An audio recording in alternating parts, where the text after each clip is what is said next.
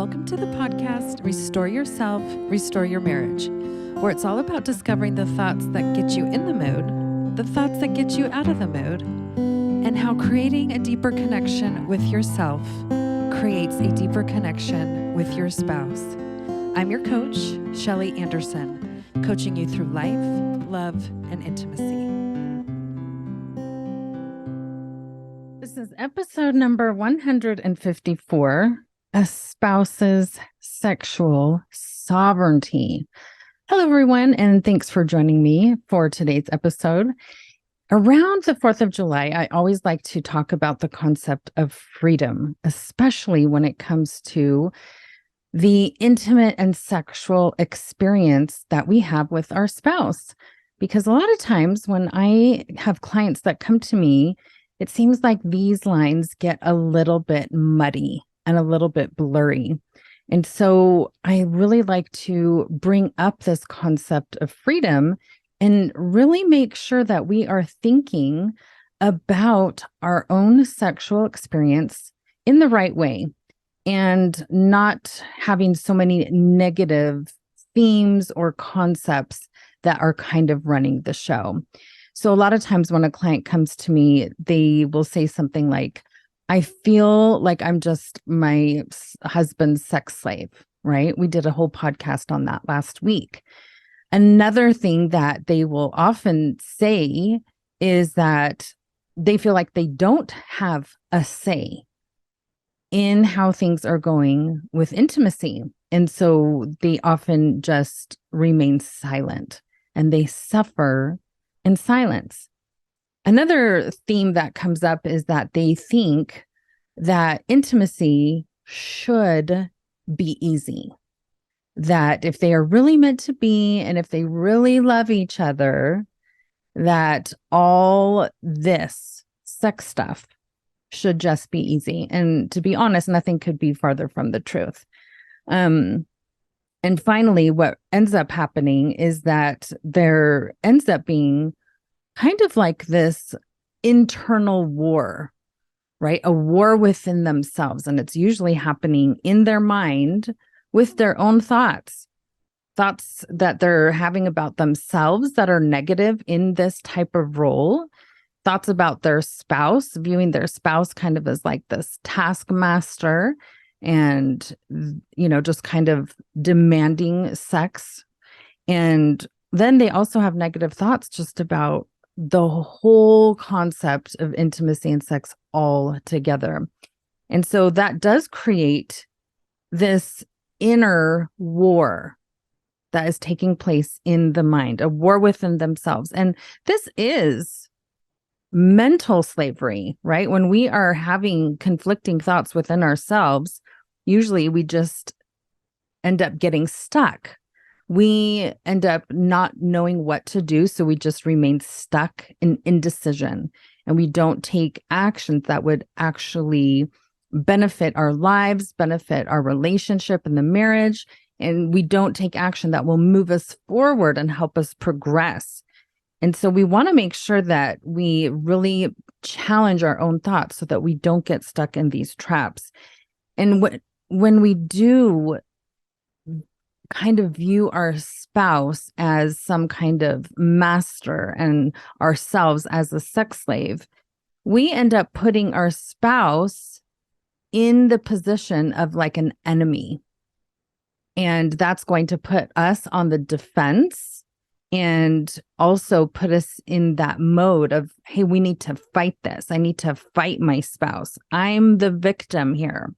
And so it keeps us in this victim mentality where we feel oppressed and we are on opposite teams instead of actually having awesome conversations and working together and saying, hey, we're on the same team here. We both want to have an experience that is beneficial and serves the both of us. And so when we do this, we end up kind of monsterizing our spouse and animalizing them, making them out to be something that they are not.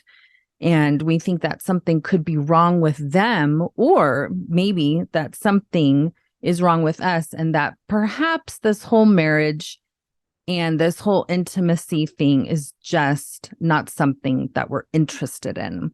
And so that you can see that there are a lot of different ways we can kind of get stuck in this trap. And so we really want to talk about this, because in reality, we do have a say. We for sure have a say in the sexual experience that we are having with our spouse. We do have a say. And so the question becomes, what is it that you actually want to say about how it's going? This is a really, really fascinating question, because sometimes we may think, well, I can't say anything about it.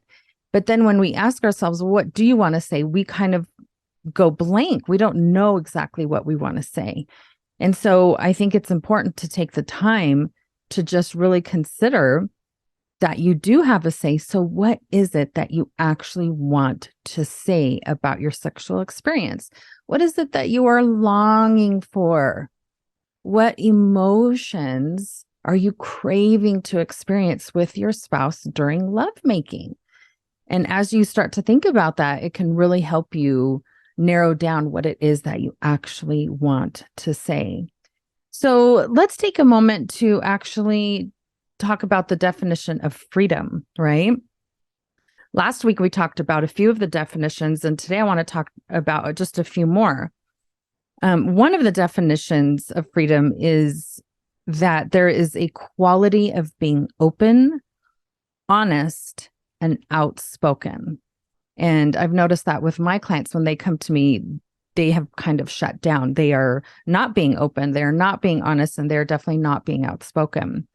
And so we want to make sure that we think about that in regards to the topic of freedom, because just because we're married doesn't mean that all of our freedoms are now gone. We still have freedoms in our marriage, and we want to make sure we keep those concepts in the forefront. Freedom also has to do with boldness of conception and the follow through of ideas that we have. Now, I really like this one, right? It invites us to have courage to be open and to be honest. Now, when we think about this actual definition and how it brings up this word conception, that is when we form an idea in our mind, right? We can come up with a plan. And so if we have an idea of how we want our sexual experience to be with our husband, this is the process of conception, and we are allowed to do this. And conception is a complex product of abstract or reflective thinking. I love this idea for us to have these moments where we reflect on our sexual experience and say, what is it that we are longing to experience? A lot of times we can just invite ourselves to think about, how can I make this sexual experience more meaningful for myself, and not just view it as, oh, this is just pleasure driven for my spouse. I like the idea, the concept of sensual symbolism. And that's something we're each going to have to embark on in our own way, to say, what do I want sex to symbolize for me when I am involved in it? And conception is also the originality of something in our mind. And so this process of being able to have ideas and to come up with a plan of how we would like to make some changes in our sexual experience, this can be a super awesome experience in and of itself. And we have the freedom to do so. So allow your brain to really start thinking and being creative and coming up with ideas that actually would draw you closer to your spouse and draw you in to want to be more intimate with him. So when we think about the definition of being open and honest and outspoken, those are communication skills. And so we can challenge ourselves and say, how am I doing on my own communication skills? Am I being honest? Am I being open? Have I communicated my desires clearly? Have I actually communicated them at all? Sometimes we think we're really good at communication, and then we realize we actually haven't communicated with words at all. And so we just want our spouse to be a mind reader. And that is just a horrible, horrible plan. Humans are not mind readers. And so we really need to develop our own level, a higher level of communication skills. Okay, so let's move forward to the concept of sovereignty. And I really like this idea when it comes to how we are experiencing intimacy, because we can develop sexual sovereignty. And I hope the women are really listening to this, and the husbands, encourage your wife to develop this sexual sovereignty for herself. It feels amazing, and your wife will feel empowered as she starts to really embrace this concept. So sovereignty is the authority to govern oneself, right? It means that you have the supreme authority of yourself. You know yourself better than anyone else. And you have the power within yourself to create results that you want. That is amazing. And for people who live in a country that does have a lot of freedoms, we need to take advantage of this and actually act on it. The idea of sovereignty means that we have a freedom from external control. We are not our spouse's property, right? We are our own person. We are unique. We are individual. So this means that even in marriage, each spouse has the authority and gets to decide what happens to their own body and to their heart and to their mind. And this includes an intimate sexual experience. So think about that. You are the authority of how you would like for that to go. And you can make a difference in how it is going. So if you don't like how things are going currently, you have the power within yourself to be able to create the change that you are looking for. And that is an amazing thing to experience. So what can we do? I want us to focus on 3 important freedoms. So the first freedom is the freedom from, and that means being free from slavery, free from oppression, free from constraints that actually are not there, right? Like none of us are actually in chains and shackles. And so if we find that our mind is thinking in these very restricted and bound and constrained ways, we are going to need to challenge those thoughts in our own mind. So that is the freedom from. The second freedom is the freedom to. This means the freedom to do the things that we want to do, right? This is the pursuit of happiness. And this also takes place in our marriage. Sometimes we forget about that. We only think about our dreams and our careers and the house and vacations, but it also means being able to pursue the type of relationship that we want to have with our spouse, including the sexual part of that. And finally, we have the freedom to be. Oh, this is an awesome one. The freedom to become what we want to become and what we believe that we are meant to become. What a fun place to live our lives, right? Focused on the actual freedoms, the freedoms to go after the things that we actually want and desire, and to become the person we want to become. And we can not allow ourselves to neglect those things because we're married.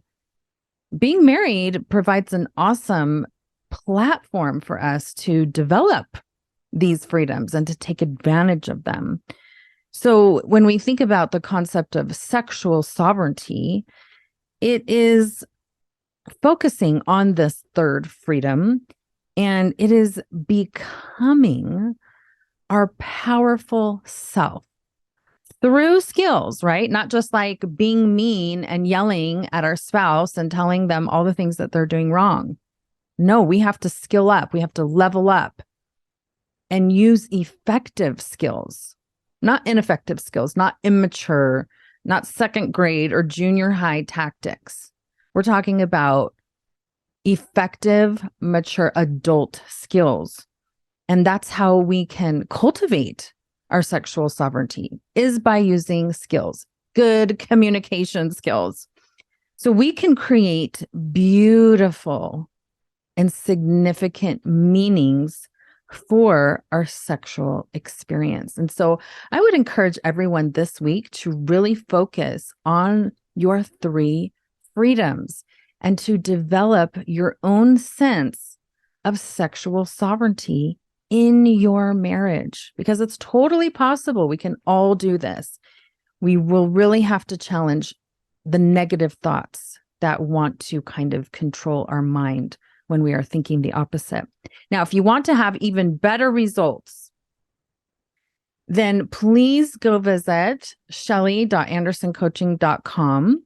We have a freebie for you, but it will also be attached with this podcast. And it's called 3 Sophisticated Strategies for a Wife's Sexual Sovereignty. Ooh, yeah, that's good. So you're going to have 3 strategies on that freebie to take this concept even a level deeper so that you have better results. Because remember, the more you restore this type of intimacy with yourself, the more you restore it with your spouse. Thank you so much for listening today, and I hope you will join me again next week.